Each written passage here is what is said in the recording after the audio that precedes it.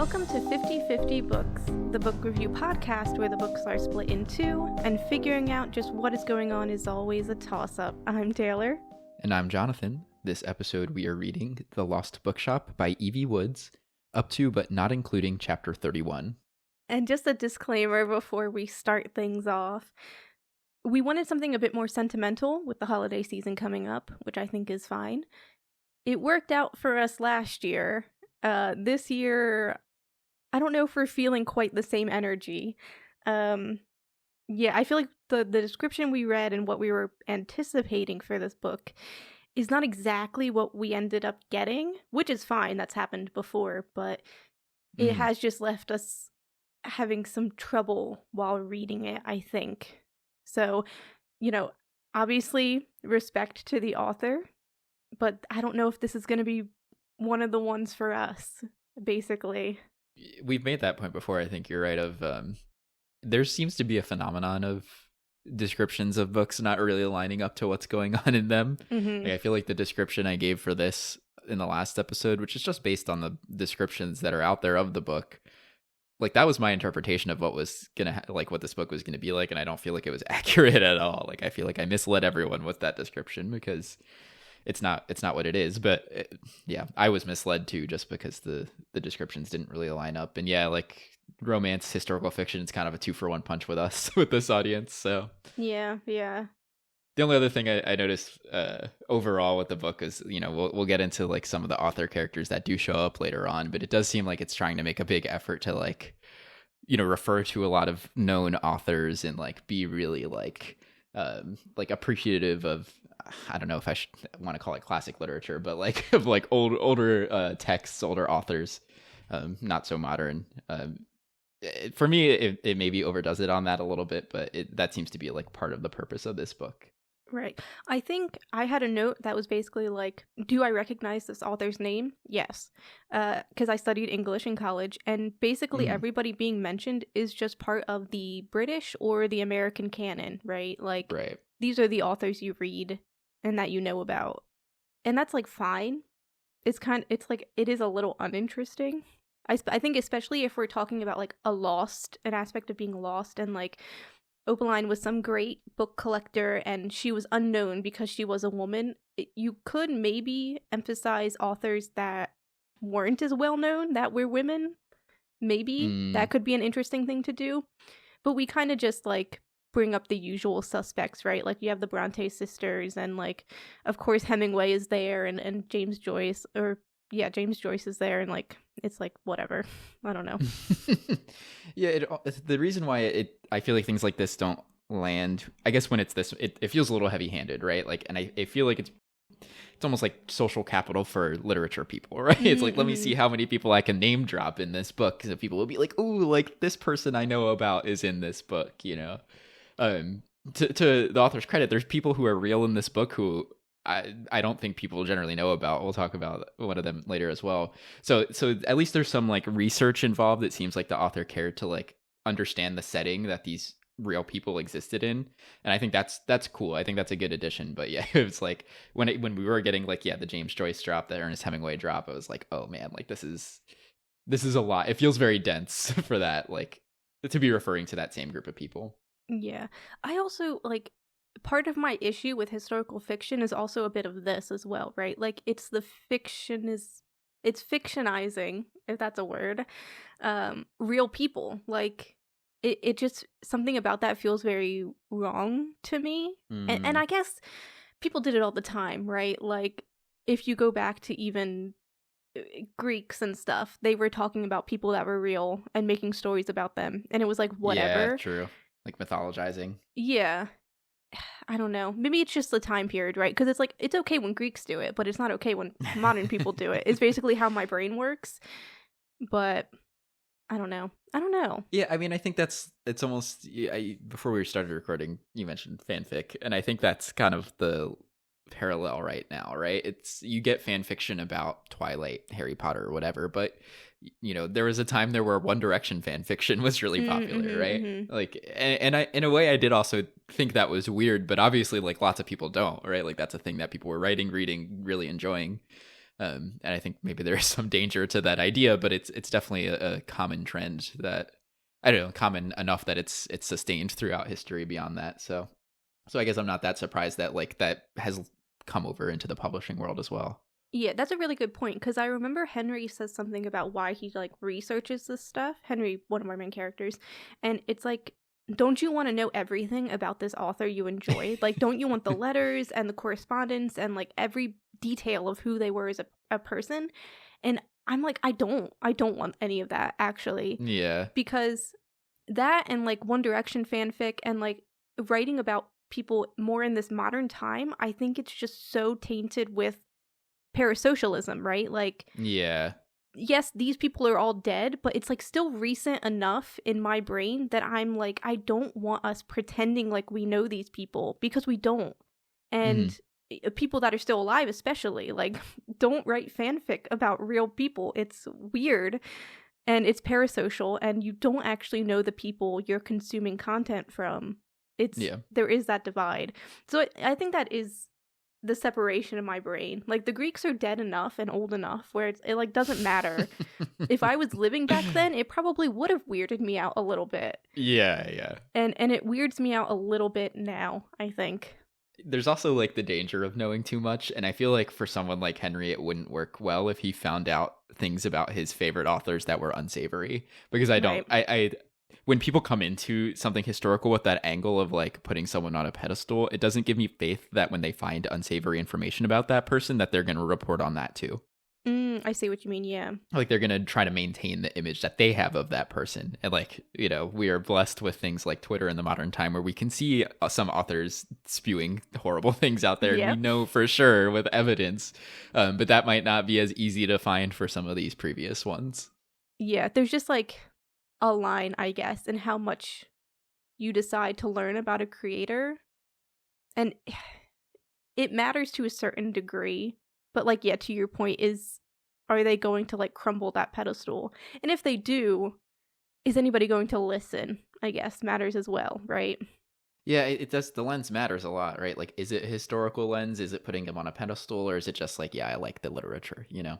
Yeah. Do you have any other high-level thoughts about the book you want to share before we get into details? Nah. I mean, that was a very long-winded way in which to talk about literature, but, you know. Yeah, I feel like that could be its own. Yeah. I could probably say more about it, but we should move on. For sure. And we can start with Martha, who we see kind of right at the beginning is escaping a bad situation. She talks about rib pain. It's pretty evident that she's running away from domestic abuse. And so some of her behaviors make sense, like not wanting to really like leave the house and like being afraid, feeling like she's being watched. All of those things make sense. But then the issue kind of is that those things kind of come and go as they're needed. And they're just not talked about very well either. Like, I remember a specific line where I think she's with Henry and seems to be enjoying herself, and then she's talking about how she'll suddenly have like a flashback, or she'll feel like she's back with Shane. And the direct quote is like, quote, and then bam, exclamation point, end quotation. Like, to talk about PTSD, basically. And it's like, that language just does not fit the severity of the situation. Like, and to be honest, I don't think she's being paranoid enough. Like, she thinks it's entirely possible Shane will kill her. I think she should be more worried, but yeah. she's not, and she just goes like, she should go out and she should be happy. That makes sense, but also she's just left. Like, I don't understand the pacing of this book, I guess. Like, it doesn't feel like that much time has passed. Right. I don't think she should be this content with everything she's gone through.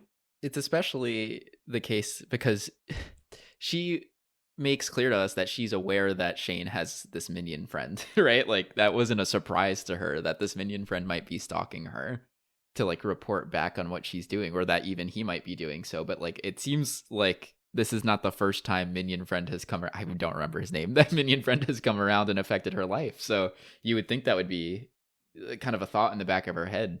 Right. It's also like, I understand she doesn't have a plan right now and she's not sure what she can do or like what her next step should be.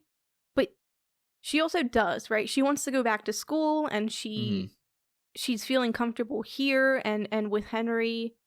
But, like, I feel like her priorities are just not in line. Like, you're still married to this person. It's not like you escaped to, like, a different country and he's never gonna find you again. You're just in Dublin. Like, people go to Dublin all the time. Right. Kind of a major city. Yeah. Right. You're not as hidden as you think you are. You're still legally married. Like, that should be your priority. And of course, it's scary to try and deal with that situation. And, like, it's entirely possible the law might not be in your favor. But, like, I feel like that should be the priority over going back to school and trying to, like, restart your life. Because Sure, yeah. what is the plan? Like, you are legally married to somebody. Are you planning to get a divorce or, like, stay married? Or, like, what is the plan here? It just feels like a problem that isn't actually present in her mind, but comes up whenever a conflict needs to arise, basically.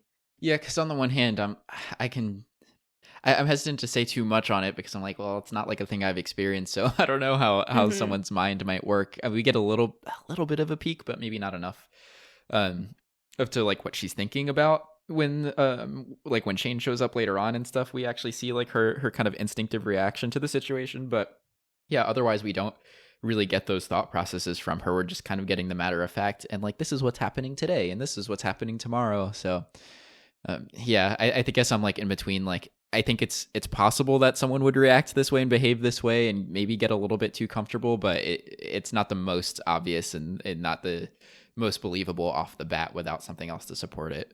Yeah, and of course, like, I've also never experienced this situation either. So I probably shouldn't be speaking as much as I'm speaking, to be fair. But I don't know. It's just hard when you, like, set up a situation like this, but then also want to have, like, a very cutesy kind of romance. Like, there's just, in books, there's time for both if you make it. So, like, you can have both. But, like, in my brain, it doesn't seem feasible. And I understand there are some people that, like, will fall in love while they're still in a relationship. And, like, that's part of the dynamic that's happening. But I don't know. There's just, like, parts of Martha that are so afraid of being in a relationship. And this is her first relationship. Shane was, like, her first relationship, basically. And I have this point later, but, like, her falling in love at first sight is, like, something that's brought up by her family. That seems to be, like, how her and Shane operated. And she's like, what a mistake that was. And then she's doing the same exact thing, though, is she not? Right, like, right. She meets Henry and immediately they decide they're in love with each other. Like, yeah, there's just a dissonance, I guess, about everything happening. I mean, yeah, I guess it's okay because at first she thought he was a stalker and she called him a peeping Tom. So, there was enough conflict to justify, she had to think about it for 3 seconds instead of 1. It's crazy. I think the angle on this I can agree with you more on, though, is, like, the use of, like, trauma, right? Like, to advance the plot line a bit. Like, I remember, like, the first moments when she's talking about Shane, right? Like, she's explaining to Henry, like, hey, this is actually kind of the past I'm coming from. I'm like, I was like, I was jarred. I was like, how did we get here? Like, how did we get to a point where we're sharing this information with Henry? Like, why is this relevant in this particular part of the book? Like, I think it needs to come out, of course, but it didn't feel like a natural progression. The word I used was unearned, but I want to be clear that I don't mean that about the characters. Like, I feel like in the plot line so far, it didn't feel like we earned this information from Martha yet. Like, I thought there would be, like, more build up, like seeing more of the effect it's had on her, and something to synthesize a little bit of curiosity about the details of what happened beyond the prologue, or beyond the first chapter with her. And I just don't think we got that by that point. It felt like, oh, like, now Martha is kind of, she's just putting all of the information out there. Now we're supposed to really sympathize with her and really like her because we've sympathized with her. And now that's why we're invested. I feel like that's the purpose of that scene. And because that doesn't land for me, I don't think trauma it can really be used in that way. I end up uninvested in Martha for the rest of the book.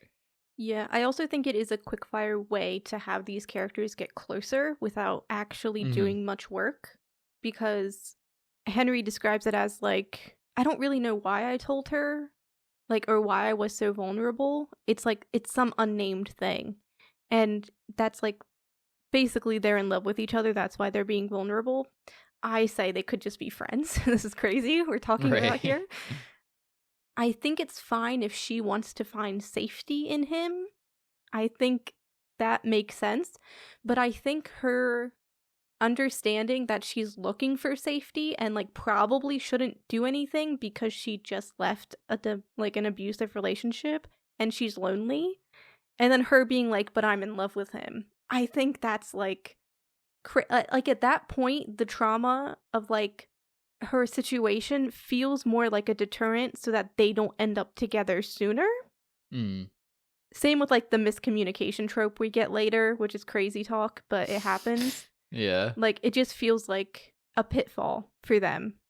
Like, they can't immediately fall in love because they have trauma. Yeah, I guess I didn't even see it that way, of like the trauma is the pacing device for the romance. Basically. Yeah. That's interesting. I mean, yeah, I'm not sure I like that angle either. I know. I just think trauma is fine to write about and should be written about and all that good stuff, but it's precarious. Like, I think the way it gets used is really important, and in a book like this where I'm feeling like the trauma is just kind of there to advance other things along, and maybe we'll get more exploration into the trauma. We did get a little bit more exploration into the trauma, and we probably will, but I at the points in the book where it has shown up so far and been its most important, it has felt like a bit artificial. Like, this is being injected into this part of the story to make it something it wasn't. Which I guess is writing in a sense, but like, it just doesn't feel, it doesn't feel earned from a plot direction. It doesn't feel like this makes sense here. Like, this is an appropriate development to the story. I'm getting the information I should be getting at this point in time. And also, like, this has grown an already existing care for the characters. That part is the one that's missing the most. Yeah, and I think like in the second half of the book, I don't think we're going to get anything more. Yeah, maybe not, because we've had some resolution on both of the major ones. Yeah, I think we've reached the resolution of that plot point, if you would call it that. And then we're kind of just going to enter into like the reconciling of Martha and Henry and that whole situation. But we can talk about that later, I guess. The other thing I want to mention about Martha is just she has this kind of underlying like fear of books throughout, that she refers to and maybe is like an underlying deterrent to her education. Speaking of things being deterred, and that I don't think that has been explained yet, right? I actually think it has to do with her magic a little bit. Like, I think books are like too loud or too like deep in a certain way, in which like because she can hear them to a certain extent. Like, they're just like too much. I can't remember exactly how she phrased that, but it was easier for her to read people than to read books. And I think that's because books are like so expansive and like the world they give you and like everything going on with them. That for some reason that didn't land for me that way when I read it, but that's totally what it is. Yeah. I mean, it's like a passed off kind of comment, and it doesn't mean much because she ends up reading for like kind of dumb reasons anyway. Yeah. So it just felt kind of like an unnecessary addition, to be honest. I guess just like in a book where like major trauma seems to have happened to all of the characters, right? Like, I was like, oh, this is going to be like another major trauma that has only been like hinted at, but we don't know about yet. But I don't really believe that now that we're actually halfway through the book. Yeah, I think it's just linked to like her low self-esteem. Like, she obviously is very special, and she knows she's special because of what she can do, but she's just been told repeatedly that she's not. And I think books are like part of that because that's part of the magic for her. Yeah, that makes sense. I am concerned for her future desire to get an education with that, but I assume she'll get over it by the end of the book probably. So yeah. Also, I can't remember what she wanted to go to school for. Did she ever say, or was it just university? I don't think she knows, because when they have that dinner and someone's like, oh, and what are you studying? She's like, and then just like doesn't answer the question. Yeah, she like hadn't thought about it or something. I think she just kind of, it's more of a way out for her, right? Of like, oh, like I could be educated and then do something with that. So she just hasn't had the chance to actually give the thought, or I don't know. It's just not the angle she was coming at it with. Like, she's like, let me get registered and get out of the situation first. I'll answer those questions later, you know? Which is also a weird plot point, but it's fine. Like, I think it's fine to get educated and, like, want to further yourself through education, but I don't know. I also think, like, she has a feeling like she's never going to leave the Bowden house and, like, feeling tied to it in some way. And based on the prologue, she probably will not leave it. But there's also that matched with, like, her need to escape Shane, at least in this first part, right? Like, she needs to be able to move in some capacity if she's found. Although she doesn't worry about that too much, I guess. So it's just, like, a weird... Because, like, college it's going to lock you down, right? Like, you have to stay and do the degree, and, like, it costs money and, like, all of these things. I guess it's cheaper for her because she's not an American. Right. But it's still, like, a concern, basically. Yeah. I wouldn't be shocked if her direction changes now that Shane is dead, because I think she could have just landed on the idea of education because of escapism alone. Mm-hmm. Like, it maybe isn't even that much of a motivation to be educated. It's just like, that is a thing people use to bounce out of the thing they're in now, bounce out of their hometown, out of a relationship, whatever. Like, that's just a new thing I can do that isn't this. Right. Yeah. That everyone can do.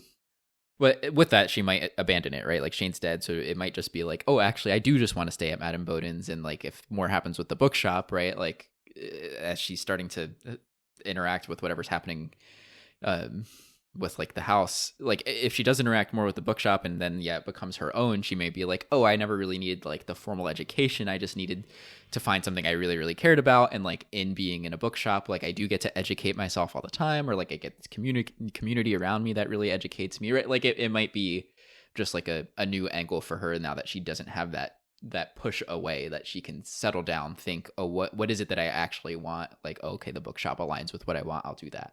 Right. And I also think that makes more sense because kind of the point of her and Henry, like, working together is he's kind of an idiot. Like, he's supposed to be the academic, but he's dumb as hell. Yeah. And she's the one that's actually being helpful in the research. Like, you don't need the high education to do something magnificent. Like, that's not really the point. Or to do a Google search. Right. Yeah. So, yeah, I think that'd be a good ending, I think. Mm-hmm. Well, I guess with that, we can actually start talking about Henry then. He wants to be impressive. That's kind of his whole situation going on. Yeah. I mean, and the way he comes off is like that. Like, I kind of described him as sounding pompous a bit, like, even though he doesn't really know what he's talking about. Like, I think he tries to deliver his words, particularly when he's talking about things he's interested in, like historical authors, all that. Like, he tries to sound educated and academic about them. And so it sounds kind of, like, egotistical when he does so. And so in that sense, I could kind of see why he would come off that way. Right. I think there's a very interesting scene where he recognizes, like, a rare book of The Little Prince, and he has to look at it, and obviously the cashier's, like, impressed. He's like, oh, you're familiar with this, like, one-of-a-kind Little Prince. And Henry's like, of course. And, like, talks, all high academia and stuff like that, but he can't afford it, obviously. Like, and it just kind of, like, emphasizes that you could be this smart, but, like, high academia like that, and even Opaline in the past, like, being at that level, you need patrons, right? You need money, you need status, you need connections. Like, there's a certain level within that universe of, like, book collection that you will just never enter into. And I just think it's interesting. I think it's an interesting thing you could talk about with, like, rare book collection and, like, how things get lost to time. And keeping something in a museum versus one person buying it. Like, we're getting hints of those things, but it'll be interesting to see if we ever talk about it more, I guess. Yeah, I guess they kind of get into that a little bit with, like, with Armand and the, like, auction and kind of the suspicion that Opaline has about him being like, oh, he's like a shady book dealer, right? Like, as far as kind of, like, defending the trade a little bit, but also, like, you do kind of have to be in the community, if you will. Like, you have to be known to a degree and also have a certain set of social skills that you can leverage in order to be successful, which, like, maybe with Henry's, like, kind of inability to balance academic with childlike excitement wouldn't actually be a good candidate for. Also, there is kind of like, oh, there's a part of this world you won't be able to enter if you genuinely love books, right? Like, I think Opaline is a rare exception, and Henry is kind of like this as well, which is why it might work out for him. But like, you don't love books and trade them off like this, basically, right? To the highest bidder. Like, you would think about their preservation. You would think about people experiencing them, right? Like, that's what you would want for books if you truly loved them. But that's obviously not what, like, Rosenbach, I think, was one of the dealers, and, like, Armand and, like, all of those types of people. I mean, Armand, I think he's being done a little bit dirty by the narrative, but, like, sure, let's say him as well. Like, they care about books as, like, as a paycheck, right? Basically. Yeah. And how worthwhile something is. It's not actually about the book. Yeah, no, that's a good point. Interesting things you could talk about, I guess, is basically the point with, like, that whole universe of book dealings, but I don't know how deep we'll get into it. I feel like, as with many books, at the halfway point, I think things are shifting a little bit, probably away from those conversations. So, I think we are really focusing in more on the bookshop and relationships, more so than, like, I don't know. But I don't know, because, like, also we're shifting into the whole, like, Bronte thing, so maybe we will still be steeped in historical, like, authors' works being dealt around, right? Yeah, I guess, yeah, the interesting question will be, like, what we decide the morality is in sharing somebody's work. Because it's also, like, for Emily Bronte in particular, it was a manuscript she hadn't finished. And so, do you give that to the world? Like, Oof. if she hadn't planned to give it to anybody to publish, if she hadn't wanted it to be seen because it wasn't done, then do you still publish it? Like, there are so many books that are published after an author's death. Somebody might come in and try and finish them, or they might get published unfinished and, like, just as they were, or somebody might try and edit them, and, like, is there morality in that? Especially if those types of things weren't planned within, like, a will, and they were just done because the author is beloved, right? Like, yes, of course we love Emily Bronte. She's fucking amazing. But, like, if her manuscript was hidden, supposedly by her, then maybe it should just stay hidden, right? Like, maybe she didn't want it to be seen.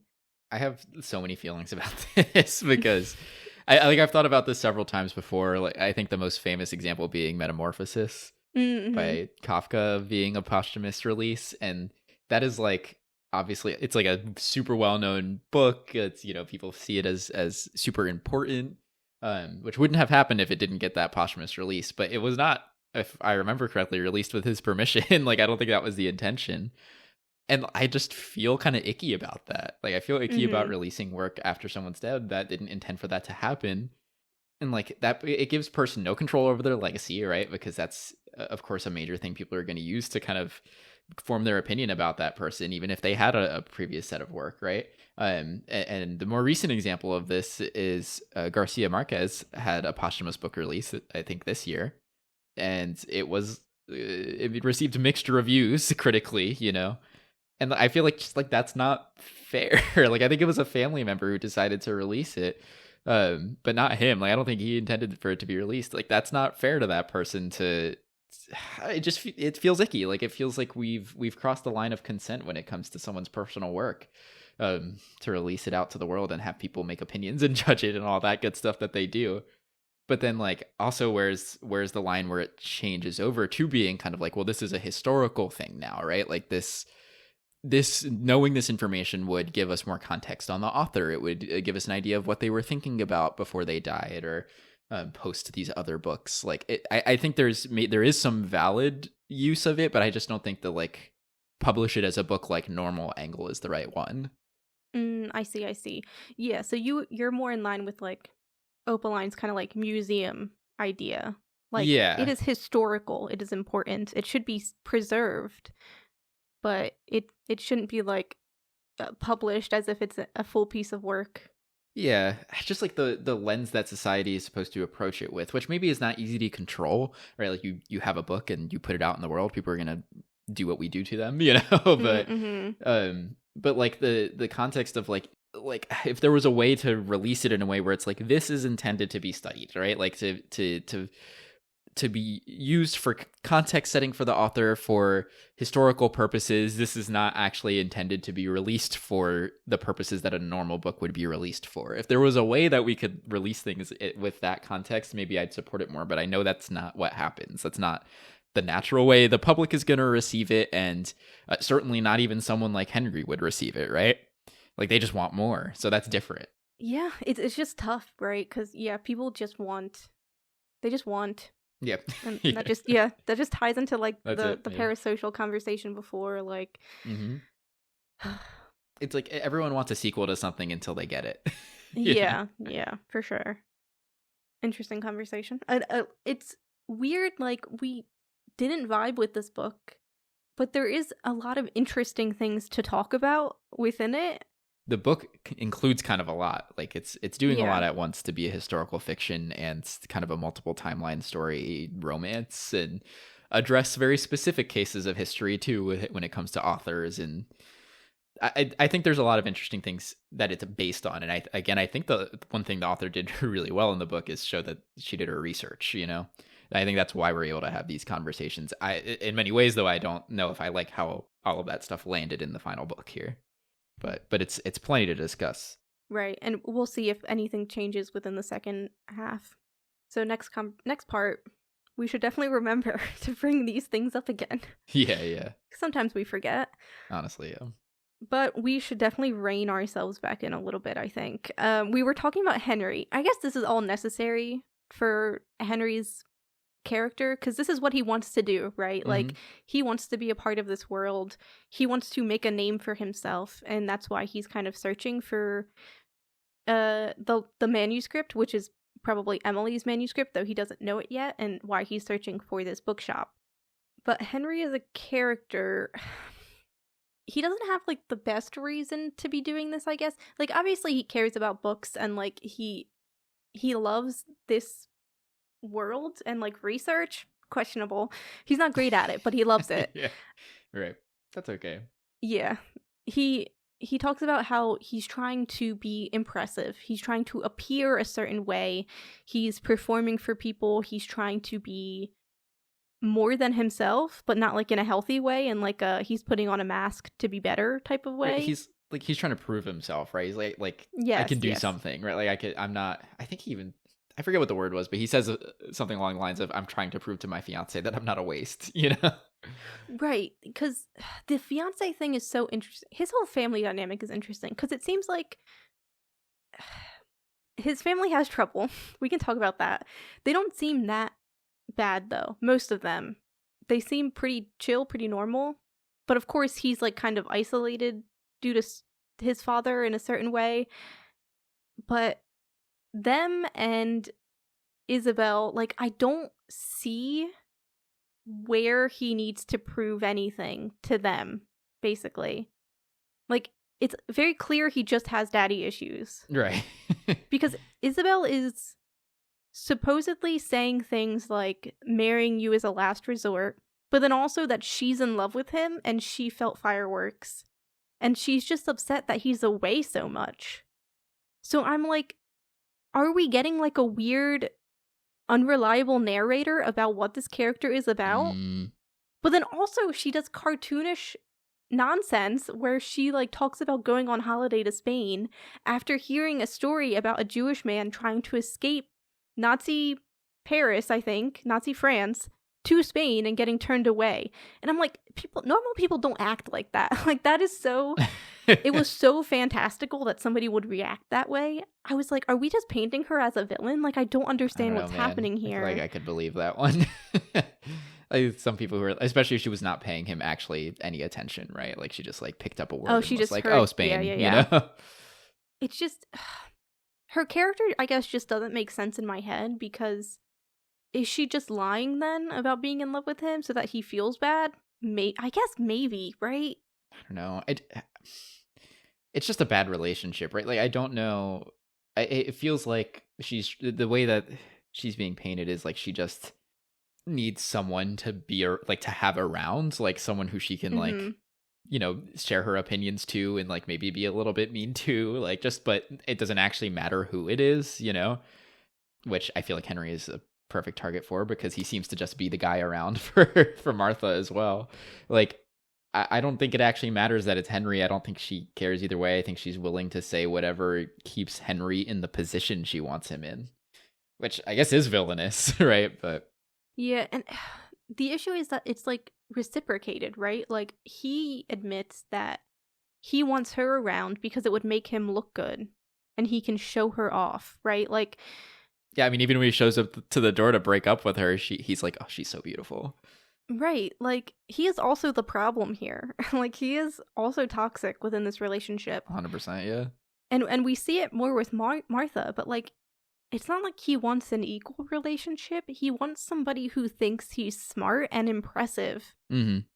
Even after his, like, whole getting himself straight and seeming to grow as a character, he still thinks the same thing. Like, he wants to be impressive. He wants to earn Isabel in the beginning, and then where we leave off, he wants to earn Martha at the end. And it's like, it's the same problem. We're at the same place. Like, nothing has changed. Yeah, the personal growth hasn't happened still.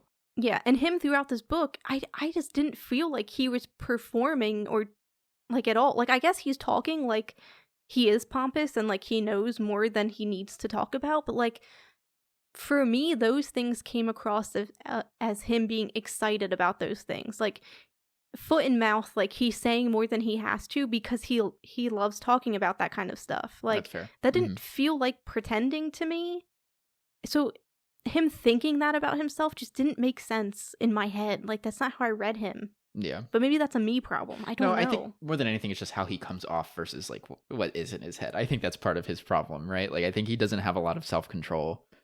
And he just says what's on his mind, even if it's not to his benefit, right? Like, he kind of, like, snaps at Martha in one case and judges her for her love life when she's coming to him for help with her love life, and has his own love life issues. And I don't know. I just think he's not very tactful. So I think the way that he comes off is a lot worse than what sort of person he actually is.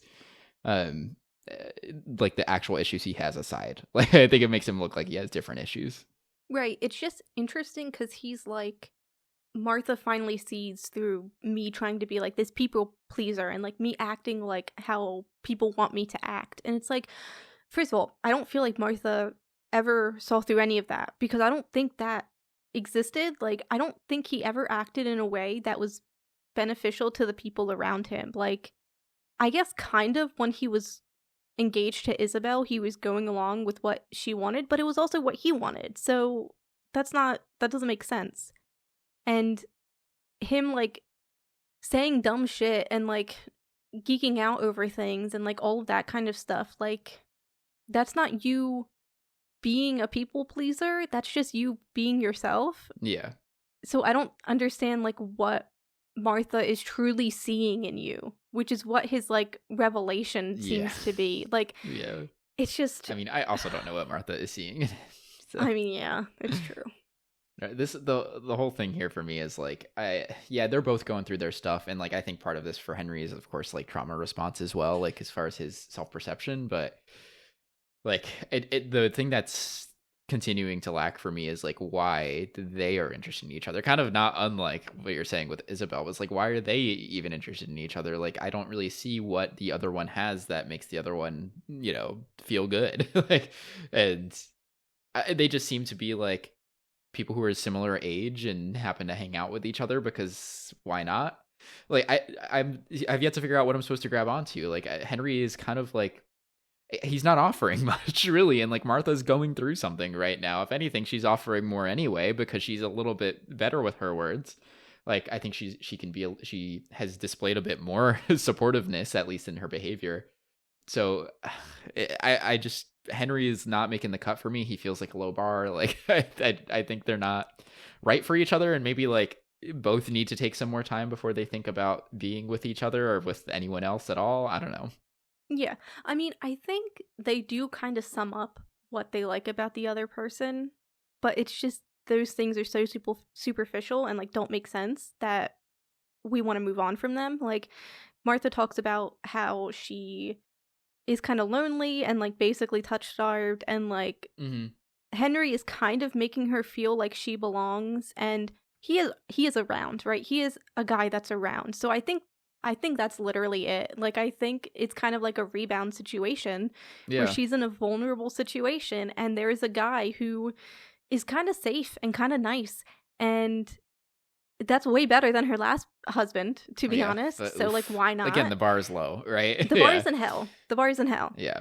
Like what we really need here is some therapists. Yes.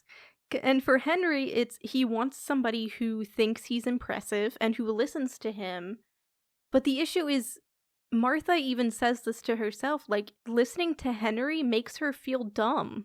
Right. And I'm like, Henry doesn't want an equal in which to have conversation with. He wants somebody who, like, will look up to him and think he's smart.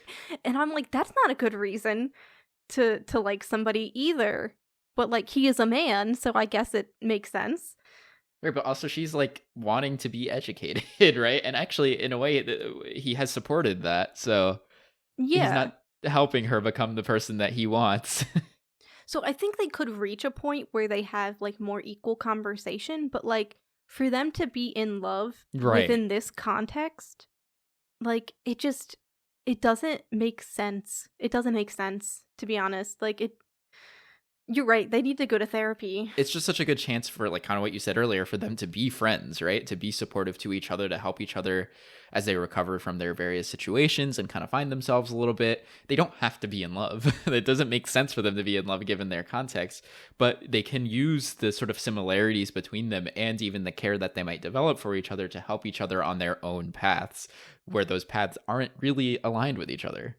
Yeah, I just think friendship is, like, illegal in a romance book. Like, they can't be friends because then you enter into, like, the friend zone and you can never escape it. And it's like, that's so dumb. Like, but then it's like, why is this book a romance? You know? I know. The issue is also, like, they say they're friends. They're like, are we friends? We're friends. Great, we're friends. And they, like, accept that. But them sharing vulnerabilities, at least to Henry, is not connected to them being friends. He connects that to, I mean, him being in love with her, basically. But it's like, friends share vulnerabilities all the time. That's the point of friends, right? Like, you support each other. They're almost there. They're, like, so close to understanding, but they're just being pushed so quickly into being in love with each other. And it's like, we could take our time here. And I think another problem is also in the Opaline storyline is, like, I don't know if the author understands the distinction between, like, romantic and sexual attraction. Because I think all of these characters, maybe through desperation, are sexually attracted to each other. At least in some degree. Like, they think they're beautiful, they want to, like, be kind of intimate with them, whatever, right?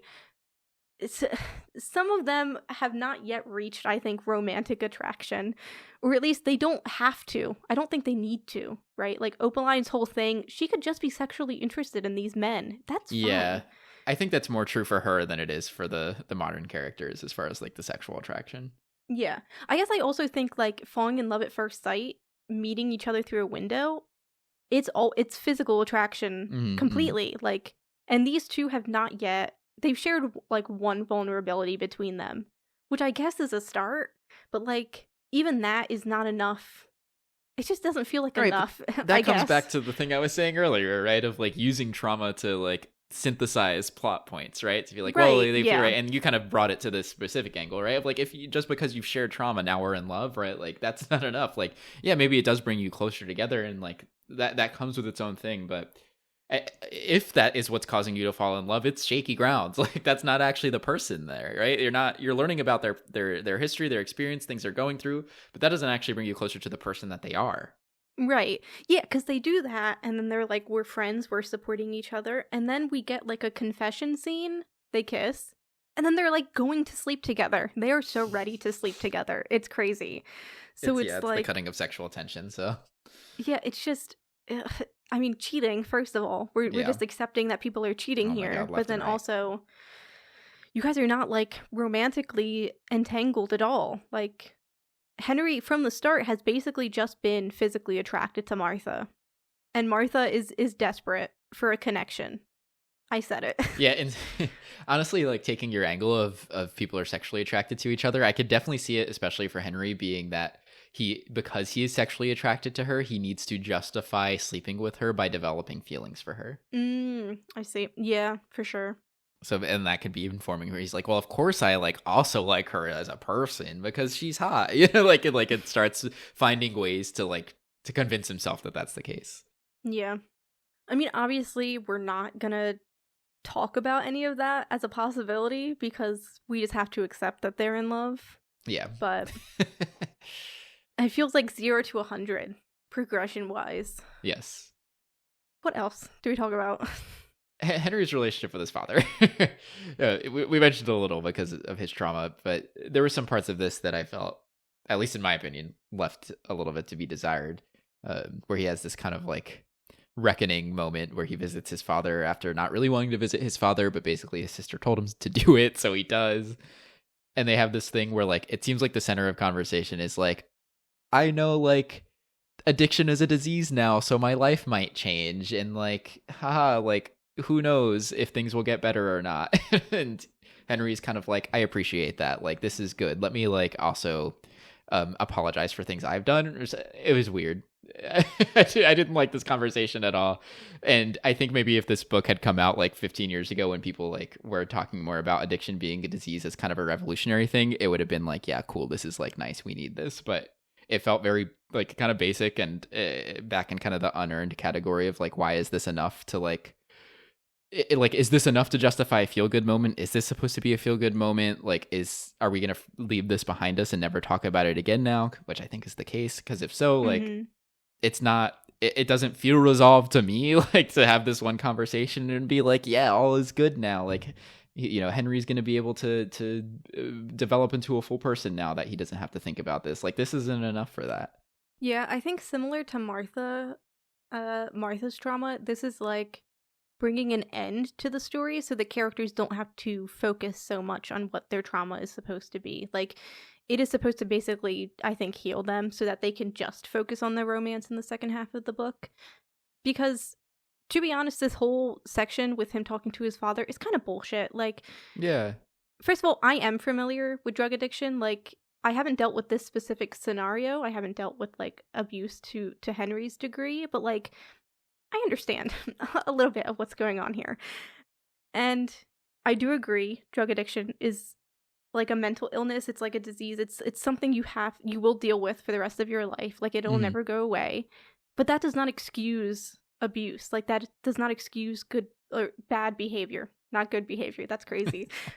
That doesn't excuse bad behavior, right? It's the same with mental illness. Like, just because you are mentally ill, that doesn't excuse, or it shouldn't excuse entirely the bad things that you've done. And people can decide how much they're willing to kind of shoulder within a relationship with like that. And I think Henry is completely valid in not wanting to talk to his father. Yeah. Because while I think it's Lucinda is the sister. Yep. Lucinda may have accepted her father and like it seems like they had a better relationship. Henry is very clear that Lucinda's version of her father is very different than what Henry experienced. Henry was the only boy. He was raised to a certain like expectation. He was abused, even physically, and like it is obviously he's had to deal with that even now, right? Like it's something he's had to deal with even now, and how he's working on relationships or like failing at relationships basically. Like, this is a trauma that has not left him, and it shouldn't, right? It's like huge. And so just the father being like, I understand it's an illness, like, and everything kind of being resolved, just no, I don't accept it. Yeah. And Henry shouldn't accept it either. And also the way the father apologizes and says, I hurt both of you, like, I was so bad to all of you, like, that is also a terrible apology. Because guess what? You're talking to Henry. Why don't you apologize for hitting your son? Why don't you apologize for the abuse you threw towards your son? Like, that should be a one-on-one apology for something specific that you did. But it's just this general nonsense of, I'm so sorry I was bad to you. That doesn't help me. That doesn't help me. Yeah. It's very movie, right? Like, it's one and done. It's very high level, very abstract. Like, I realize I was bad then, and it's like, oh, okay, well, now I forgive you. Like, this stuff, I mean, it not only not only is it non-specific, but even if it was, like, the stuff takes time to heal, right? Like, I think it's uncommon to have someone apologize for something as major as this and be immediately like, yes, I am relieved. Like, I think you kind of have to sit with it a bit. Yeah. So it doesn't make sense for that to be enough. And I'm a little stuck on the Lucinda thing too, because like, they did have totally experiences growing up. I feel like it was very unfair of Lucinda to pressure Henry in the ways that she did. Mm-hmm. I understand that she was trying to help him heal, but it was pressure. It wasn't really letting him go through it the way he needed to go through it. And to like suggest a specific solution, it feels like too much ownership over Henry, right?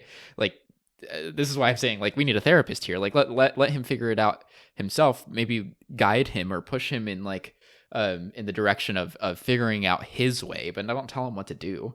Right, because she basically simplifies it as, to move on, you need to go see him.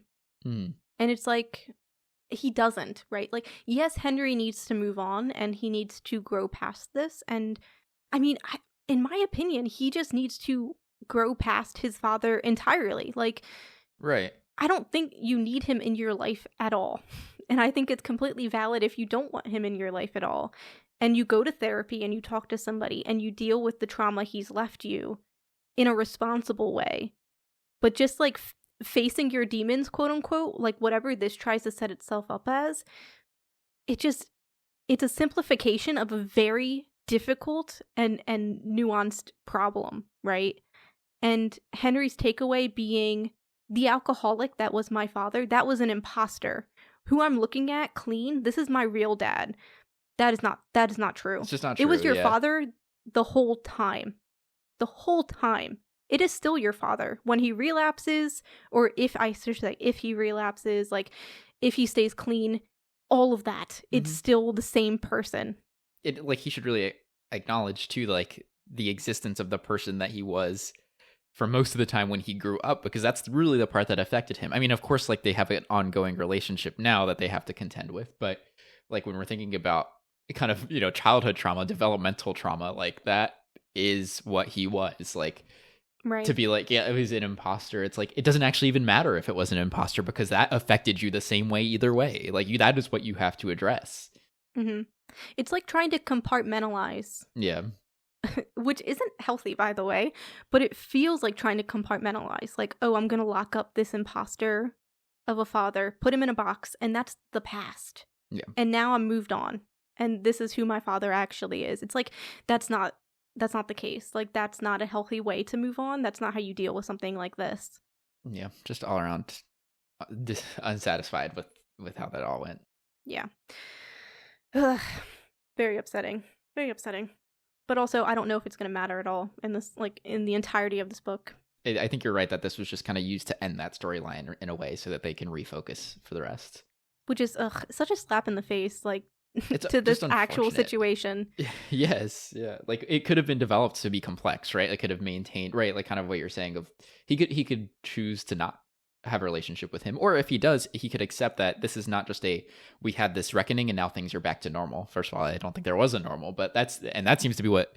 Oh, sorry. Now I'm getting on a whole other thing. But I feel like the reason Lucinda's doing it is because she just wants things to be normal, not because she actually wants them to heal. But like, I'm trying to give her the benefit of the doubt that that's what she wants. But there is no going back to normal, right? Like, I think it's okay to have this sort of conversation, some sort of where apologies are given, discussions are had, and acknowledge that the relationship is not good. It's still tough, and it's going to look different even if he stays sober for the rest of his life. Like, it's not going to be a relationship it's not built on like a lifetime of love from his childhood. He has a lot of negative feelings towards his father. Any relationship, even if it becomes positive, it's starting now, right? Like, or it's going to start later. It's not, and it's starting from a negative angle. It's not starting from comfort. So it's never going to look the way a traditional relationship, quote, traditional relationship with someone's father might look like had those things not happened. no matter what they do, no matter how many apologies are given or how much healing is done, they have to acknowledge it for what it is now. And that might look like I talk to my dad once every 5 years, or I never call him, but maybe we write a letter now and then, right? Like there's like, it's going to be different. Right. It's a lot. Yeah. Okay. So we were going to move on, but then we remembered it is kind of important to talk about Shane, mostly because he dies, and that seems like an important plot point in which to discuss with a little bit of length, maybe. It's kind of similar to like the father thing, in which I feel like him dying is kind of like an end of that storyline for Martha. I would be curious to know if she still battles a little bit with that trauma, and like if that starts to influence her relationship with Henry, because she's also performing, right, within her relationship with Shane. She's trying not to anger him, and that does stay with you. That does kind of infest in a way in your future relationships, unless you work through it. But even then, it's trauma. It doesn't, Yeah, it changes the way you think and behave around it. You see it like the moment Shane shows up to the door, she's like already like, maybe if I go with him, like the punishment won't be so bad and I can like find another way to like handle this. Like she's like immediately back in the mindset of like the calculation she would have made when she was with him, right? Right. So it'll be interesting if that continues. I'm assuming no, because like I said, he kind of dies, and I feel like that's supposed to be like the end of that trauma storyline. Yeah. I guess she does maintain that hesitation about like the relationship, right? Like, because we talked about this earlier of like the hesitation of the relationship with Henry, like because of Shane. But he's still alive then. So you kind of think like this is with him being dead, like that's done. Like she's gonna just be with Henry. I think so. Like I think it would be interesting if she's still kind of worried about that and like carries over those aspects of her relationship into her relationship with Henry and like tries to perform. Like I think that makes sense for what she's gone through, but I just don't know if we have time within, like, because the other issue is we're dealing with a miscommunication trope, right? Like he left a letter. She didn't find the letter, so she thinks Henry just ghosted her. She's now blocked him, and he cannot contact her. Like, that's where we are. Yeah. We need to, like, reconcile that issue. And so I think, like, getting into the nuance of trauma and a domestic abusive relationship would be realistic. I don't know if that makes sense for the book, I guess. Yeah. Do you want to talk about Bowden, though, killing him? Yeah, the other thing that's kind of wild about this scene is it seems that Madame Bowden is the one who pushed him and led him to fall down the stairs and die. And she seems pretty like chill about it, right? Like calm, cool, collected about it. Like, this is what we're gonna do. Like, you're gonna go out and I'm gonna handle this, and then you're gonna come back later and it's gonna be done. Which is just like a little wild to me because Martha asks the same questions. It kind of gives I've done this before. So I'd be curious to know if that's going to come up later, if we're going to find out she has done this before. I think Shane dying kind of did need to happen. Like, I'm not necessarily upset that she did that. And especially with the reasoning she gives, like, I think the reasoning is right that Shane was a dangerous man in their home, and in a sense, because of that, she had a right to do something about it. Well, the part of it that like sits not as well with me is that like Martha now has to contend with it, right? Martha wasn't in on that decision. Not that there was an easy way for that to happen. I guess this is like the difference between like empowering someone to do something about their situation and choosing to do something like yourself. And I think there is kind of like a time and place where maybe stepping in is right. But now like Martha is not only like processing the trauma of what Shane has done to her, but also like feeling a little bit guilty about his death too. Right. I will also say, I don't know if Bowden was the one that pushed Shane. Because, like, it could have been a memory thing because it was such a traumatic event. But Martha doesn't see Bowden do it. She just knows something or somebody pushed Shane. Yeah. Like, it's never attributed to Madame Bowden in particular. And then, obviously, Shane's body ends up in the river. And there's just simply no way this old woman got that body into that river. So I'm actually thinking like it's the bookshop that maybe pushed him or did something with him. That's interesting. Yeah, so did Madame Bowden kill any of her exes? I don't think she did. I think she's being, like, it's possible the house did it for her if That's any of them wild. did indeed die. That's an interesting theory.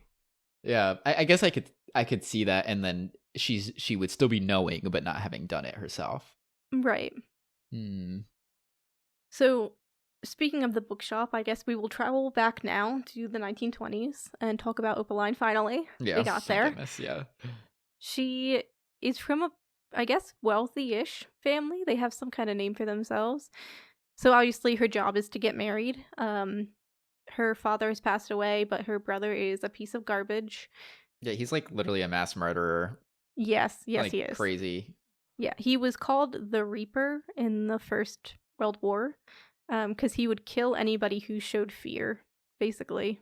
Yeah, just like crazy, killing his own people for that matter too. Like, it's already bad enough you have to kill anyone. Like, he like took pride in it. It's like there's like an off mention too of like like he's a different person than he was before the war, and I'm like, I don't know how you change that much. Like, where like you become the problem. I don't know, kind of wild. It just, I was like, why even bother throwing that in there? Like, is that supposed to gain a sympathy point for him? Like, he's the worst. Yeah, I mean, it also just gives bad people a great opportunity to be bad, so it's entirely possible that's just how he is. Yeah. But regardless, he's garbage. It's like, it's not so garbage what he's asking, I guess, within this time period that she get married. But it is garbage when he, like, starts stalking her and, like, is abusive and, an asshole. Yeah. Well, That's it's very kind much of the forced, problem. right? Of like, she doesn't get a choice really to like decide what she wants to do. He's kind of just like, you will marry and you will be happy about it, you know? And obviously she's not about that life. She mentions, like, she wants to be kind of an independent woman, like Nellie Bly, who's, like, a journalist in America, and she wants to make a name for herself, basically, seems to be the vibe she has going on.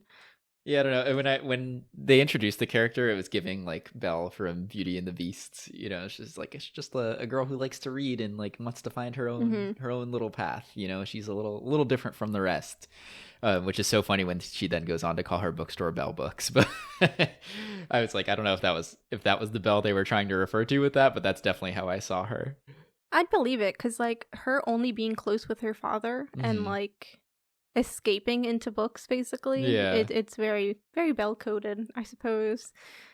I will say it was her father that, like, taught her magic, basically, that she could listen to a book and like, would hear the inside of it. So, magic we've kind of seen before, but we'll talk about it, I guess.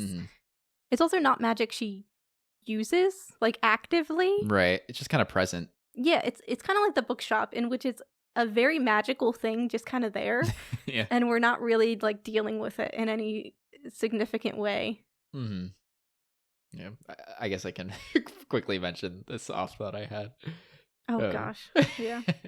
One thing I got excited for and was quickly shot down on was this friend she had from home, Jane, who she was so fondly speaking of, because I definitely had a moment there where I was like, oh, our friend Jane, or but then like she starts talking about like meeting men and Jane is like, yeah, go for it, and I'm like, ah, damn it. Yeah, this time it was you that had the sapphic delusions. Yeah.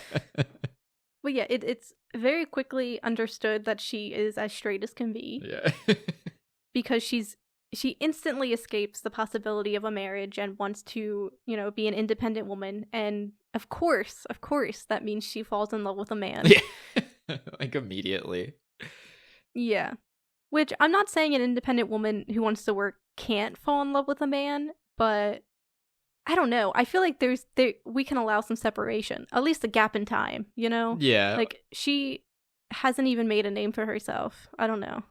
And not only that, but it is like kind of one of the main features of her story so far, right? Yeah. Is like the interaction with men, and like first Armand, of course, but like later on too with Fitzpatrick. Like it's a great deal of what she's doing and thinking about.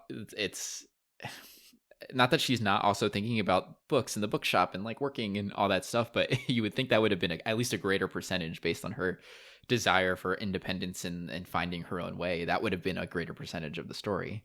Yeah, her like kind of work as a rare book collector is quite small, I think, percentage wise, compared to her time spent with like Fitzpatrick and Armand and like being kind of obsessed with them, I guess. Yeah.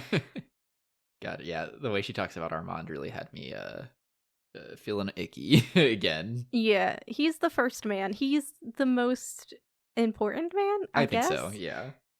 The issue is Yeah. he's considered like, well, I mean, he's Moroccan, right? So he's considered quote unquote exotic. Yeah. And because of that, he has more of an quote unquote allure, and it makes him more interesting. And these are all things that Opaline thinks very clearly. Like all of these words, I'm not making them up. So it's just like a very kind of gross way to talk about a normal ass man. Yeah. But I think it's planted there in a way that makes me uncomfortable, because then he's later described, like, she starts to gain a little bit of distrust for him because of his business. And that especially makes me bothered about it. It's like, okay, we're gonna like really focus in on this man, this person of color, and like, yeah, exoticize, literally call him exotic. At one point she describes him as like a street urchin when they're like going through the streets of London escaping her brother, or it's not London, of Paris. And like when she sees him in London, immediately talks about, oh, like he's a little bit tanner, his skin's a little browner. And it's like, oh, why are we like also focused on this, to then immediately go into also his business dealings are a little bit shady. I want to keep him at an arm's length, but also I'll sleep with him. Right. I mean, the crazy thing is, like, yes, people like him and Rosenbach are basically buying these books for people so that they can be hidden away and like never seen by anybody. And there is something kind of gross about that.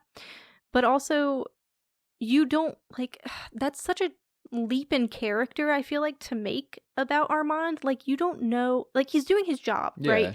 It's like being a lawyer. Like, he can do his job, and like personality wise, he might still be fine. Like, there is a certain amount of divide separation here. Yeah, and when you're dealing with rare books, like, the fact of the matter is, it is going to be rich people that buy them and do something with them. Like, that is just how the business works. If you want to exist within that universe, is Armand really the worst person to know? Right. Like, is he really evil? Like, I just don't understand. Yeah. I feel like kind of in the last interaction they had with each other, I started to get the sense that maybe she will shift towards it a little bit, like start to understand it a little bit more and gain the skills that he has for her own advantage. So at least I kind of would prefer it to go that way, so that way she can stop talking about him in this weird way of like, if she wants to get her hands on stuff and make it available to the world, like, she's gonna have to do that too.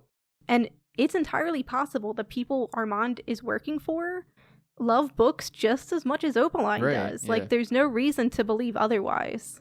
Yeah, and I think maybe I'm especially bothered by this, like, this angle for Armand, because then she goes over to Fitzpatrick and kind of starts falling for him, and it's like, oh yeah, like, because now that we have a white man who lives his life, I don't know, more in line with her expectations, he still cheats on his wife. So it's like, I don't know, like, why are we judging? I don't get it. Yeah, I mean, neither of those relationships are good. Like, Armand isn't cheating. I'll just say that right now. Like, they never were exclusive. One of the few. Yeah, they were never dating. That's a crazy comment. My brain calculated that one. But yeah, like, they were never exclusive, but Opaline is still so jealous of him even talking to a woman, right? Yeah. And I'm like, first of all, you're trying not to let like a man control your life. Like, get a grip here and stop giving him the time of day if you think he's gonna like break your heart. Like, I thought you weren't invested. Make up your mind. And then the Fitzpatrick one is like, it's so jarring that they'll have this very domestic moment together, and then he'll be like, yeah, my wife was having trouble with our son the other day. And I'm like, what is happening? What is happening? Like, he is so clearly married, and it's just like, are we gonna talk about it, like, at all? Like, he's what like is happening totally getting here? the pass. Yeah, I guess he gave her a bookshop, so I know he did, I guess, but she doesn't, like, Armand is at least useful, right? He exists in the world in which she needs connections. That's fine. And he does, out of the goodness of his heart, save you from your brother. I don't know why he would do that to benefit himself in any capacity. I guess maybe if he saw, like, she was going to be somebody in the world of rare books. But it's like, that's such a vague, abstract reason to care about somebody. It's there to be convenient more than anything else. Like, it has no actual substance. Mm-hmm. So he must just care about you, right? In some capacity. He must just like you as a person to help you. So, I don't know. He just gets villainized for some reason. Yeah. Well, for, some reason, quote unquote. Yeah, it's the suspicions. Yeah, I don't get it. Yeah, and Fitzpatrick is actually just a cheater. Yeah, I don't know. It's just double standard, really. It's also, like, pointless thinking, right? Like, why do we care so much about these men? Like, I get it, you're lonely and you want to sleep with people, I guess, is what's happening here. But then also she's like, I'm madly in love with Armand. I so desperately want, like, this domestic intimacy that I have with Fitzpatrick. Like, she's in love with these people, but I'm like, why are we in love with these people? Like, it just doesn't make sense, to be honest. Yeah. Like, I don't know. It's just, like, unnecessary for her character, I think, to be in love with them. It just makes her do kind of stupid things for no reason other than stupid things need to happen in the book, Right. I guess. I'd be curious to see how much the pregnancy ends up mattering down the line, though. Like, if this is going to be posed as an obstacle of some sort. Right. Well, she seems excited about it right now, right? Yeah, that actually, I'm shocked I didn't even say that first thinking about this, but when she's immediately like, this was meant to be, it was very much giving like, yes, a woman's calling, like Yeah. I was meant to raise a kid. And it's like, where did this come from? Like, this is where I was really like, nope, she is not a nonconformist. Like, she just wanted what a woman is supposed to want. So it's, I was bothered by the reaction there. I was less bothered by like I thought it was going to become a whole thing of like, whose kid is it? But it seems like that's not going to be a thing. So that's nice. Yeah, but her focus does, I mean, she still does work, but she is very much like, this kid is important. Like, it's the most important thing in my life right now. And that's fine. Like, again, independence doesn't have to negate having a family. But it just doesn't seem to align with what she wanted, right? Like, it's just happening to her and she's like, yeah, this is like the greatest thing, Yeah, I also think I remember when she was traveling to Paris, she was kind of like, this is what men get to do, right? Like, they get to go to Europe and they get to travel and they get to be free and they get to have all of these experiences. And then she just kind of like doesn't do any of that. Like, she goes to Paris, which is, great because it's kind of this cultural center.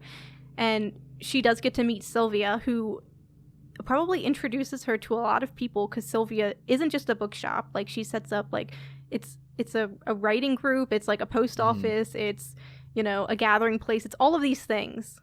And that's how you build a community, right? Yeah.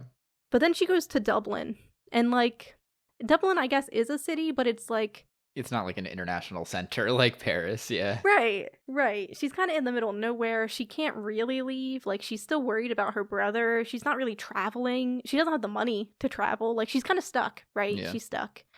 And she's extra stuck now that she has a baby. So it's just kind of, I don't know. Yeah, I don't know. I guess we'll see where it goes with that, because I don't really know. I don't know what they're setting up with this kind of shift in her lifestyle towards the kid. Like, it's just like establishing the bookshop more. Like, I don't know. Like, I feel like she was establishing the bookshop more by getting involved with trading. I do want to go back, if that's okay, to talk about Sylvia in the shop where Opaline works before heading out to Dublin. Because I thought this was like an interesting feature of the book, especially talking earlier about some of the research that the author must have done to put this book together. And, we get this is where we get the feature of James Joyce and Ernest Hemingway. And even the name Sylvia, I was like, gosh, is that supposed to be like a reference to like Sylvia Plath or something, So I decided to look it up, and it turns out that Sylvia was a real person of her own, Sylvia Beach, and she was American. She's from Baltimore. And then moved over to Paris and did open up like an American novel bookstore. I guess novels may be too specific, but like American literature bookstore. And she did like actually gather people like James Joyce and Ernest Hemingway in kind of a like, it almost feels like a like old school like salon style, right? Like of like bringing people together to kind of talk about literature and like present work that they've done. They had like a membership at Shakespeare & Company that people could be a part of to like attend these things. And be involved with the community. And her shop is actually the publisher for Ulysses, and then for Hemingway's first published work, 3 stories and 10 poems. So this is all like real stuff that happened. So the author just kind of inserted Opaline and her story into something that existed for real. And this is like maybe one of the few times where like in historical fiction I've been like, oh, that's cool. Like I can see where everything lined up, where the research came in, and it made me feel better about all of that self-insert we talked about, or not self-insert, like the famous author insert from earlier. Because I was like, there's actually like these things actually connect to each other. They actually came from somewhere. I think it is still like weird to fictionalize people to a certain degree, but I think in this it's a small enough segment for the most part. Exactly, and also it does bring to light somebody you don't really hear about, which is, I mean, I'm sure people within that space probably know who Sylvia Beach is, but like she's not a famous author, right? Like James Joyce, Hemingway, I'm going to recognize those names, but I just thought Sylvia was a made up person, but obviously she's not. So like, and she's a woman, so like, yeah, you know, that's always a good thing to kind of highlight, which this book does talk about a little bit, like women being lost to time. Right. I think it might be Martha that brings it up when her and Henry are working together, maybe, but like, yeah, if they're not one of the big writers, they're probably not making a name. I mean, they're making a name within the time period. Obviously, people, you know, went to Sylvia and like went to her store and stuff like that. But like within history, they're kind of brushed aside, right? So. And it's different. What's interesting too, actually, about like bringing a woman to light in this is that it's like in the field of the thing that the characters are interested in, right? Like she is a bookshop owner, a book dealer, and eventually a publisher. Like I think that's so aligned with like the things that Henry is seeking to be, and especially like Opaline will eventually kind of go in that route as well. So I thought it was cool to bring in like a real life example, like of a woman who did that in history and like is kind of somewhat responsible for these authors, these male authors, becoming famous. Very interesting. It is cool though. Yeah, I definitely recommend giving her Wikipedia page a little read because it was interesting. So to kind of round out Opaline's bit, we kind of skipped around, but you know, obviously she has the bookshop now, and she's really looking for 2 things, I think, in her career. One is the Charles Dickens book she sells at the beginning, that belonged to her father. She's still looking for that. And she's also looking for Emily Bronte's second manuscript, because there was a letter that had hinted that maybe she was writing something, but Emily obviously passed away, I think a year after Wuthering Heights was published, I think is what it was. That letter is real, by the way. Same with Sylvia Beach. We get another little real thing happening here. This is a real mystery, basically. The second manuscript. It's not a full novel. I doubt it was a full novel. I guess I'll say I haven't seen it. But Opaline is basically investigating that. So we do get a lot of Bronte lore. And we do get Martha Brown, who worked, I think, in the Bronte house, who eventually took over a lot of those assets, who eventually passed as well, and then, you know, everything kind of scattered around, as it tends to do. So Opaline ends up following a lead. It doesn't really work out. She ends up getting this kind of sewing box that supposedly belonged to Charlotte Bronte, and she doesn't really do anything with it. It's just like a sewing box that has needles in it. It's fine, it's whatever. But when she investigates it further, it has like a hidden bottom, I think is how it's something described. like that, yeah. Yeah, and inside is a small book with very tiny writing that is the beginnings, it seems, or parts of Emily Bronte's second manuscript. Yeah, I think that's so like, I guess it's necessary for what she wanted this book to be, but it's so bold to be like, I'm gonna write like what I think Emily Bronte's second manuscript would have looked like. And I think most of it is like paraphrased, like we get an idea of what the story is, but obviously we do have very specific lines, because part of what's happening and tying into like a whole magic conversation we can have is Martha does have lines of this manuscript that just come to her, and she tattoos them on her back. It seems like that is done. Like I think she recently got the last line, or like she's getting repetition of lines. But yes, somehow the manuscript that Opaline has found is connected to Martha, who is literally like inscribing them on her back in ink. Which is crazy. Which is intense. But obviously there seems to be a connection between Opaline and Martha, both because of this manuscript and also because they have very similar magic, basically, of being Right. able to read, like, hear books. And Martha's mother even seems to be able to hear books to an extent. We get a hint of that. So my theory is just that, like, Martha is a descendant of Opaline. Yeah, that makes sense. That seems the obvious. Yeah, I guess I didn't think about that until you brought it up, but yeah, like given that her mom can do it too, and like the timeline shift, presuming it's like in the modern time, that's possible. I guess there's a slight difference. Like Opaline doesn't ever show this reading people skill, right? I don't think so. I mean, it's possible she has it and she just doesn't recognize Yeah, it. because that's kind of like the bonus thing for Martha, right? It's like she has this interaction with the books themselves, but also with people. She's able to be like, yeah, I don't know. Yeah, maybe it would be based on what you said earlier. It would be interesting if it was the same thing, right? Where it's like she doesn't read books because it's like overwhelming compared to reading people. So maybe it's like either a refinement of it or a stronger version, or like Opaline just doesn't think about it or have that issue with it. Yeah, I think the way they were taught matters a lot too. Like, Opaline's father, like, teaches her how to do it, kind of, and, like, can hear the sea in books, and it's a lot more calm. But her mother, I think, teaches her to read people, because they all have stories, books, people, they're the same thing, basically. So I think it's more reading stories. That's the way the magic works here. I think her mother teaches her how to read people, though, because they're both in dangerous positions, right? Like, they need to be able to assess danger, basically. So it's more out of, like, survival. I think that they're learning that aspect of reading. Mm-hmm. I guess another connection with Martha and Opaline is we start to kind of see the bookshop show its face a little bit in the Bowden house. You get these like wood coming out of the walls and cracks in the foundation, and Bowden is like, don't worry about it. And so Martha is kind of like, all right, I'm not going to worry about it. So that kind of gives away, I think, that Bowden knows what's going on with it because she really just keeps explaining it away over and over again. Mm-hmm. There's also the books that are appearing in Martha's space, and she's like, Madame Bowden must be leaving these books for me, which I don't think the case. It's probably the bookshop itself. And this is like, it seems to be like the first time that she's willing to read, because every time she talks about it in the past, she's like, I don't want to read. I don't like it. You know, I'm kind of triggered by books. But because Madame Bowden left them to me, like I maybe it'd be rude to not read them. And so she starts giving them a go. Which is such like a weak, like, way to deal with that. What seemed to be quite like a traumatic thing. Yeah, like she is actively triggered by it.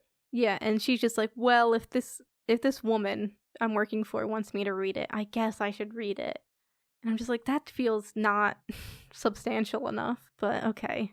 She's definitely more accepting of it than you would think. Yeah, given her book trauma, where she's like, yeah, I'm just gonna be okay with this. I thought this whole book was about trauma.